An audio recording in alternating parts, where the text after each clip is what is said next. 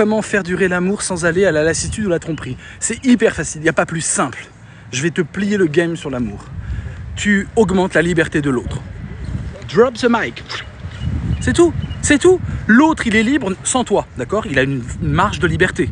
Et ben, t'essayes que, avec toi, l'autre devienne plus libre. Donc, tu lui facilites la vie. T'es doux, t'es galant dans le sens où tu lui donnes de l'amour. Je veux pas genrer l'amour, hein. Voilà. Donc, tu es galante dans le sens où tu favorises son bien-être. Tu donnes tout ce que tu as, en fait. Et si l'autre en profite, bah, c'est qu'il n'a pas compris, c'est pas grave. Donc, en fait, tu fais en sorte que, avec toi, la personne que tu aimes gagne des points de liberté. Ça veut dire évidemment l'opposé de quoi, à votre avis? Quel est le premier bug à ce que je viens de dire? Il y a un immense bug qui est socio-culturel, les amis. Le couple, non, c'est pas ça le problème. L'égalité, c'est pas mal. Non, c'est pas ça le problème. Comment faire durer ça, je te l'ai dit. C'est passionnant, on est tout de suite au cœur du problème. Vraiment, quand je vous dis augmenter la liberté de l'autre, ça va vraiment contredire quelque chose qui est un ingrédient de la plupart des couples et de la plupart des relations en couplé, et qui est un ingrédient toxique en fait, et qui est tellement dans les mœurs, tellement dans notre façon d'aimer, qu'on croit que c'est pas toxique, mais que c'est presque un ingrédient indispensable à la relation. C'est-à-dire que s'il n'y a pas cet ingrédient-là, la personne que vous aimez pourrait s'émouvoir de ne pas voir cet ingrédient et se demanderait si vraiment vous l'aimez. Voilà. La jalousie, Amaury, t'es en légende directe. C'est la jalousie. Quand je te dis aimer, si tu veux garder ton amour intact et même l'augmenter tous les jours, c'est augmenter la liberté de l'autre. Mais il faut être très créatif. Ben, ça veut dire évidemment pas de jalousie. Parce que la jalousie, c'est lui interdire au nom de votre relation. C'est pas lui interdire comme ça. Comme si tu étais son papa, hein, ou sa maman. Tu lui interdis comme si c'était un enfant des endroits où l'autre ne devrait pas aller. Ce qui, en plus, dans une version un peu perverse de l'âme humaine, attise le désir d'y aller. La jalousie va contredire directement ce que je viens de vous définir. Aimer, c'est augmenter la liberté de l'autre. C'est ma définition, les amis, hein. C'est une définition que j'ai conçue en philosophie avec plusieurs livres. Donc, je pense que laisser une femme absolument libre ne ferait que renforcer son amour pour toi. Donc, tu penses. Alors, c'est pas la laisser libre. T'as pas compris ce que j'ai dit. Donc, ça me permet de préciser. Je te remercie de ton commentaire. C'est pas laisser la femme libre. C'est augmenter sa liberté. C'est complètement différent. Laisser l'autre libre, c'est tu fais ce que tu veux, je m'en fous. Augmenter la liberté de l'autre, c'est s'intéresser à l'autre. Pour voir dans ses désirs qu'est-ce qui est bloqué, où sont les obstacles, et à partir de là, essayer de défoncer avec elle, avec cette personne, les obstacles. C'est ça que ça dit. Est-ce que tu vois la différence? Parce que si tu comprends la différence, tu as le secret de l'amour qui t'est livré ce soir sur un plateau. Hein? Toujours sous les cerisiers en fleurs en plus, ce qui est quand même très romantique, les amis. Avec un petit couple d'amoureux, voilà. Ça favorise la tromperie. Bah non, comment ça favorise la tromperie? Puis d'abord, il n'y a plus de tromperie. Si vraiment tu aimes, comme je te le dis, dans le libre amour, c'est pas pour rien qu'il y a le mot libre dans libre amour, bah il n'y a plus de tromperie. C'est quoi la tromperie? Il n'y a pas de tromperie. L'autre, il couche avec quelqu'un d'autre, et alors qu'est-ce que t'en as à foutre? Qu'est-ce que t'en as à foutre? C'est tant mieux, si ça lui fait plaisir. L'autre est un adulte, hein. Je pars du principe que l'autre n'est pas un petit bébé, donc l'autre est un adulte, voilà, ou un jeune comme vous, de votre âge. Donc vous n'avez pas à lui dire ce qu'il doit faire ou pas faire. Donc l'autre, il va ailleurs, bah il va ailleurs. Entre un mec qui accepte que sa copine fasse ce qu'elle veut et qu'elle aille ailleurs, et un mec qui est complètement jaloux et vénère, les amis, l'amour il se trouve de quel côté selon vous? Je veux dire, alors c'est peut-être sympa, ça flatte un peu l'ego d'avoir un mec jaloux pendant la première année, quand on a moins de 20 ans, tu vois. Mais à 30 ans, je te jure, t'en as rien à foutre. Hein. Qu'est-ce que c'est quand l'autre n'est pas content? Qu'est-ce que c'est quand l'autre vous fait du chantage? Qu'est-ce que c'est quand l'autre vous manipule? Qu'est-ce que c'est quand l'autre vous masse le dos? Qu'est-ce que c'est quand l'autre vous met un doigt dans l'oreille et ça vous plaît ou ça vous plaît pas? Enfin, vous imaginez le nombre de combinaisons entre le vécu, l'affectif, les paroles, les caresses? Enfin, vous avez vraiment de quoi explorer un continent. Et ce continent s'ouvre à vous et vous devez un minimum le parcourir. Donc, être jaloux là-dedans, c'est un peu ridicule, en fait, c'est contre-productif. Enfin, non, au contraire, soyez pas jaloux et laissez l'autre aussi parcourir. Et après, vous allez vous trouver ou pas. Donc voilà, donc quand tu laisses la liberté à l'autre, tu laisses la liberté à l'autre de se découvrir.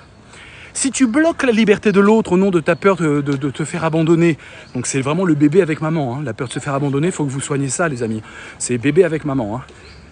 Donc si vous vous dites non mon Dieu reste là, je te quitte pas, je serai l'ombre de ton chien, je serai l'ombre de ta main, je serai... Voilà, si vous faites la version cloporte rampant comme Brel, ben en fait, vous limitez l'autre. Donc l'autre, soit il vous écoute, soit il vous écoute pas. S'il vous écoute, ben, c'est par chantage que vous l'avez. C'est pas glorieux. Et s'il vous écoute pas, ben, il va vous tromper. C'est-à-dire, il va vous cacher au lieu d'être loyal. Et donc du coup ça vous fera pas mal à votre petit cœur, sauf que bon, il fera ce qu'il veut. Puis à un moment, sa vie sera tellement affectivement ailleurs qu'il dira bon bah c'est fini, au revoir, je t'aimais bien. Voilà, donc c'est par le don de liberté, les amis, qu'on garde l'autre.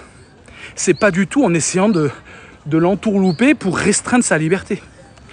Ce n'est pas parce que j'ai une meilleure offre ailleurs que ça c'est une vision capitaliste de l'amour, c'est-à-dire une vision de la jalousie et de la compétition de tous contre tous. Mais l'amour, c'est pas ça. L'amour, c'est pas j'ai vu ailleurs, c'est mieux. Non, pas du tout. L'amour, c'est une alchimie qui ne dépend des deux, qu'on ne peut pas retrouver ailleurs sans l'autre. C'est une alchimie unique. Et si l'autre, il vous kiffe par cette alchimie, il a envie de continuer votre aventure. Il a envie de continuer le mélange humain. Et ça n'a pas de prix. Et on ne peut pas trouver ça ailleurs. C'est unique, c'est spécifique à vous deux. Donc quand vous avez ça, la jalousie, on s'en fout. On est jaloux parce qu'on croit que l'amour est une question d'offre et demande, dans une vision un peu capitaliste des choses. Et c'est vrai qu'on nous injecte ça à coups de séries, à coups de télévision, de romans.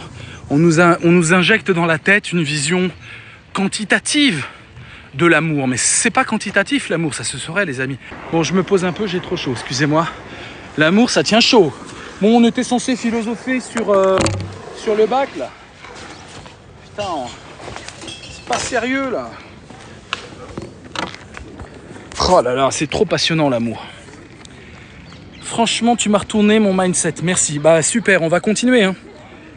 On va continuer les amis parce que j'espère que votre génération, là, je parle à ceux qui ont moins de 20 ans, j'espère que votre génération va sortir de l'encouplement, quoi. Qui est une plaie anti-révolutionnaire de première.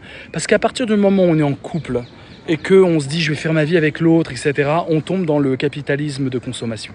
Même si on est féministe, et même si on est altermondialiste, et même si on est je sais pas quoi. C'est-à-dire, le couple, c'est l'encouplement, c'est le capitalisme incarné. Et on ne peut pas être révolutionnaire si on ne sort pas de ce carcan de dire « ma famille doit être mieux que l'autre famille ». Il y a 2000 familles qui tiennent la France. Hein. 2000 familles qui sont... Qui se passent l'héritage de génération en génération pour avoir plus de fric que les autres et donc plus de possibilités. 2000, c'est rien. Et eux, t'inquiète pas que le couple, c'est très sérieux. Hein. Alors eux, le couple, c'est du donnant-donnant, c'est carrément le couple comme la bourgeoisie du 19e siècle, hein, c'est-à-dire des arrangements, quoi.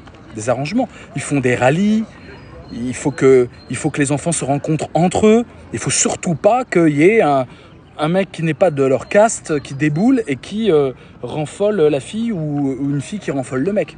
Hein, ça c'est très très mal vu. Donc c'est en fait une vision assez monarchique de l'amour et on est très contaminé par ça. Voilà. Dis-moi, j'aimerais juste garder la chimie que j'ai avec cette personne toute ma vie. Tu vois, ça c'est l'enfant en toi. C'est l'enfant dresse. C'est l'enfant qui a peur d'être abandonné. Donc c'est vraiment le rapport à la mère, le rapport au père, à la personne aimante et aidante que tu as eue quand tu avais 8 ans, 7 ans, 6 ans. C'est souvent la mère, mais ça peut être autre chose. Et ça, c'est la peur de mourir, en fait. C'est la peur de mourir, Dress, tu vois. Et ben, il faut pense-toi comme quelqu'un de malade. Et essaie de mettre en place des choses pour guérir de ça. Voilà. Je comprends ce que tu dis, mais dire avec elle, je veux finir mes jours, t'en sais rien. L'amour est une aventure au quotidien. Ça ne veut pas dire que tu ne peux pas construire du durable, mais tu ne peux pas le prédire. Et je dirais même, le prédire, c'est déjà tuer l'amour. Prédire que l'amour doit durer toute la vie, c'est déjà un peu tuer l'amour. Donc ne fais pas comme les encouplés qui essaient de tuer l'amour à coups de promesses, s'il te plaît.